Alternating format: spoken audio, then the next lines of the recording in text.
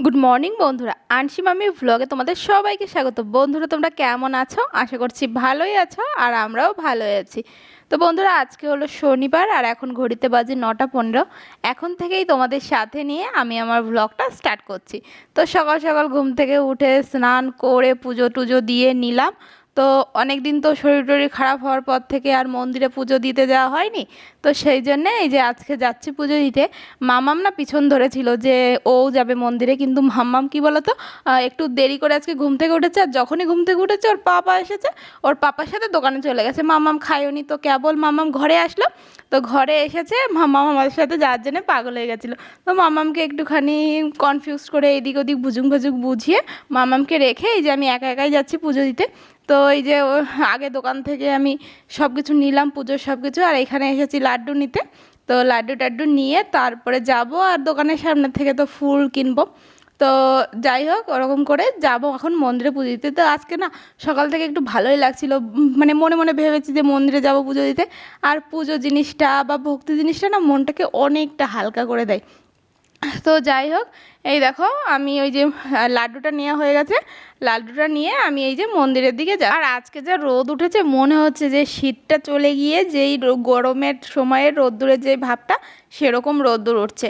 তো যাই হোক, আমি এই যে মন্দিরে চলে এসেছি। তো এখন সব কিছু গোছাগুছি করে নেব, মানে ফুল টুল, তারপরে নারকেল, তারপরে লাড্ডু টাড্ডু, মানে মন্দিরের পুরোহিতকে ঠিকঠাক করে দেবো। তো তো একটা প্যাকেটের মধ্যে সব কিছু ভরে, আর এই যে আমি যে মন্দিরে দিয়া জ্বালাই, তো সেই দিয়াটা ভালো করে আমি তেল টেল দিয়ে তারপরে দিয়াটা জ্বালিয়ে নিচ্ছি। তো দিয়াটা জ্বালিয়ে আমি ভগবানের পায়ের কাছে রেখে দিই।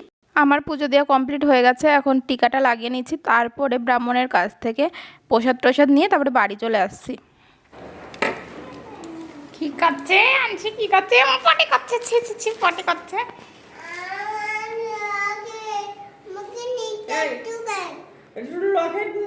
চকলেট নিয়ে গেছে হনুমান। হনুমান চকলেট নিয়ে গেছে? ওই পাশে রাখিছি, ওরে খাওয়াচ্ছি। তুমি কান্না করছো কেন তাহলে?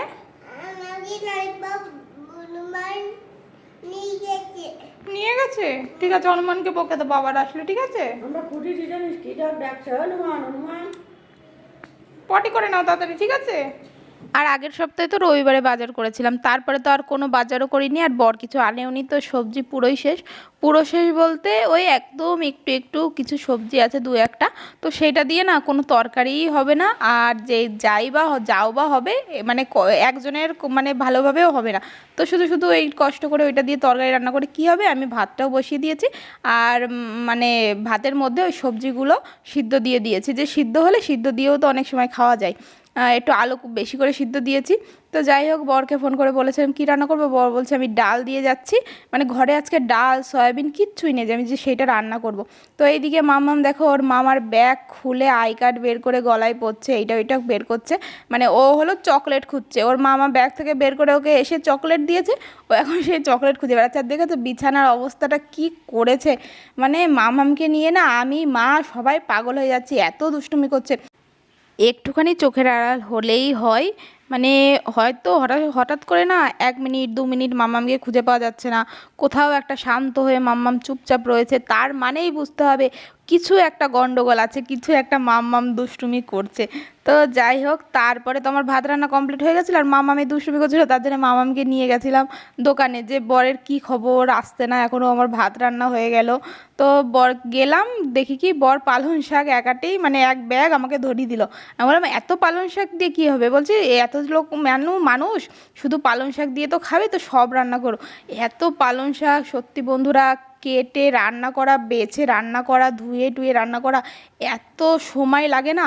মানে কি বলো তো, এই শাক পাতাগুলো আগের দিন ধুয়ে, মানে ধুয়ে বলছি, বেছে রেখে দিলে তাহলে আর সেই দিন মানে দিনের দিন রান্না করলে না অতটা কষ্ট হয় না। দেখো কত শাক, এই একটা গাবলা, ওই একটা ওই ঝাঁঝরির গাবলায় ওঠাচ্ছি, দেখো দুটো গাবলায় ভরে রয়েছে, একটা গাবলায় ধরছেই না, দেখেছো?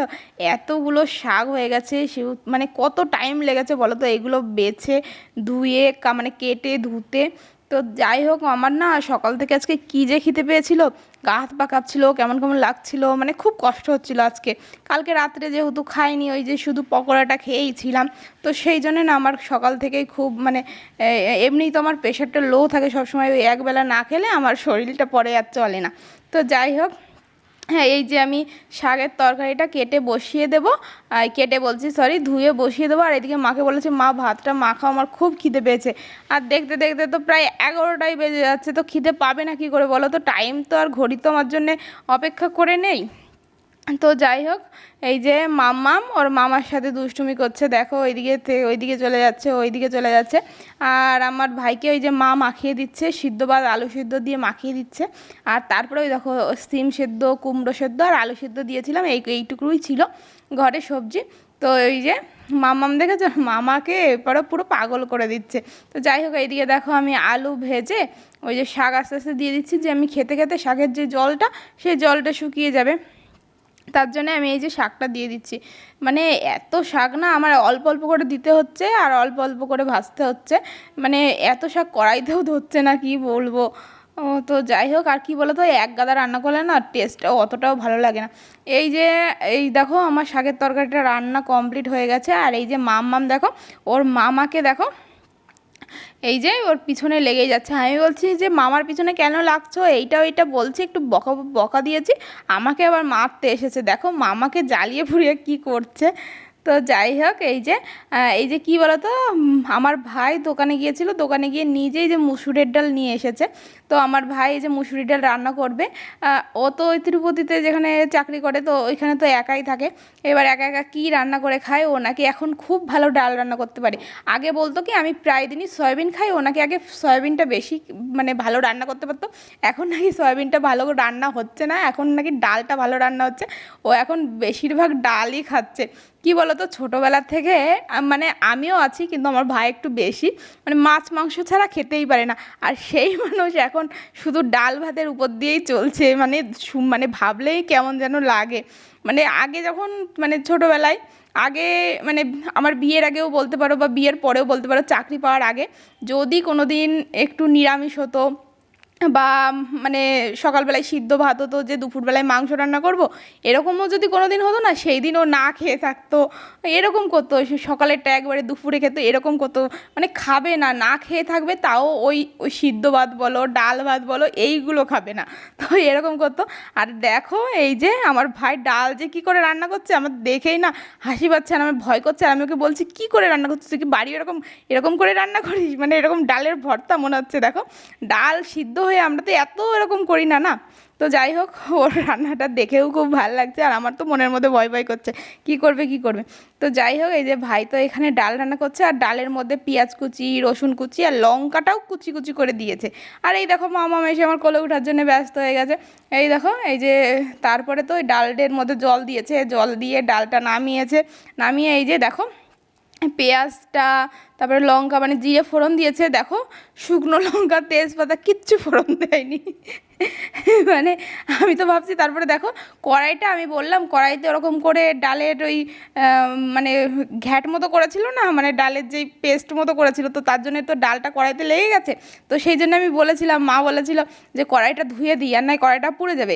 ও বলছিল কি না এরকম করে রান্না করবো। তো আমি বলছিলাম কি এরকম করে কি তুই এরকম কড়াই পুড়িয়ে কি এরকম করেই রান্না করিস নাকি বাড়িতেও।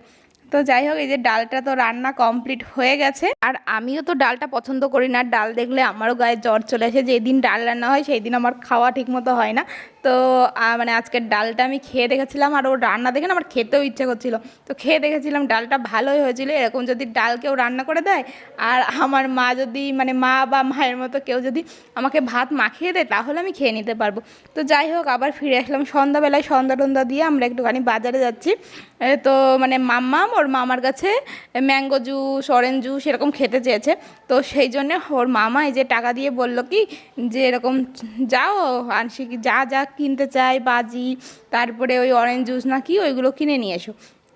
তো তারপরে গেলাম, আমার ভাইয়েরও যাওয়ার কথা ছিল, কিন্তু ভাইয়ের শরীরটা ভালো লাগছিল না, সেই জন্য ভাই আর যায়নি।